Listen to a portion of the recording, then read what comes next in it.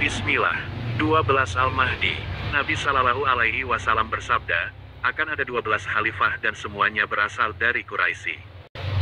Khalifah yang dimaksud dalam hadits ini, maknanya adalah Khalifah Rashid Al-Mahdi, dan bila diungkapkan dalam lafadz jamak akan berbunyi, Khulafaur Rasyidin Mahdiin, sehingga makna dari hadits di atas adalah, bahwa akan ada 12 Al-Mahdi atau Imam Mahdi.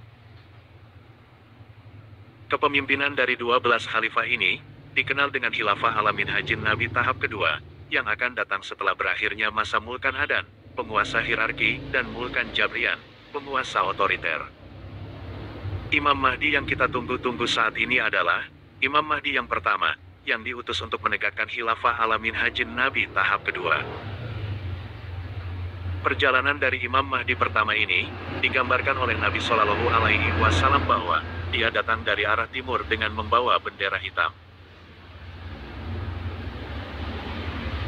Arah timur yang dimaksudkan adalah, dengan praduga terkuat adalah, Indonesia, sedangkan daerah yang akan dijadikan tujuan adalah, Madinah. Ini sesuai dengan pernyataan dari Nabi Shallallahu Alaihi Wasallam, bahwa, iman ini akan kembali berkumpul di Madinah, seperti seekor ular yang kembali ke sarangnya.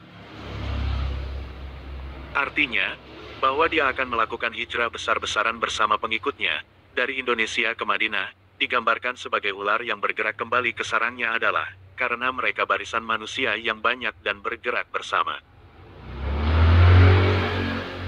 Beliau memiliki 3 orang anak lelaki, yang menjadi perintis dalam menaklukkan bangsa Arab, seperti digambarkan oleh Nabi Shallallahu Alaihi Wasallam, akan berjuang di sisi perbendaharaan kalian 3 orang, dan semuanya adalah anak dari khalifah, namun tiada satupun yang berhasil. Selanjutnya, kemudian muncul bendera hitam dari timur, lalu memerangi kalian, wahai bangsa Arab, perang yang belum pernah dilakukan orang lain.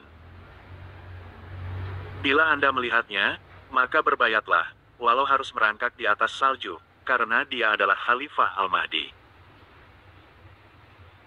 Kaum muslimin sesungguhnya, memiliki 3 perbendaharaan harta yang tak ternilai harganya, yaitu Ka'bah, Masjid Nabawi, dan Masjidil Aqsa. Jadi, salah satu perbendaharaan tempat ketiga anak khalifah itu berperang adalah Masjid Nabawi atau kota Madinah.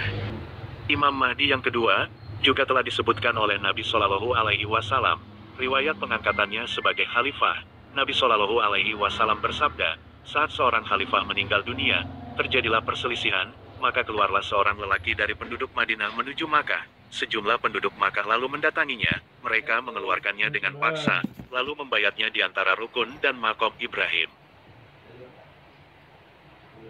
Penduduk Syam lalu mengirim pasukan untuk membunuhnya. Tiba-tiba, pasukan itu ditenggelamkan di daerah Baida, yang terletak antara Makkah dan Madinah. Setelah kejadian itu, ahli ibadat dari Syam dan Irak mendatanginya untuk berbayat.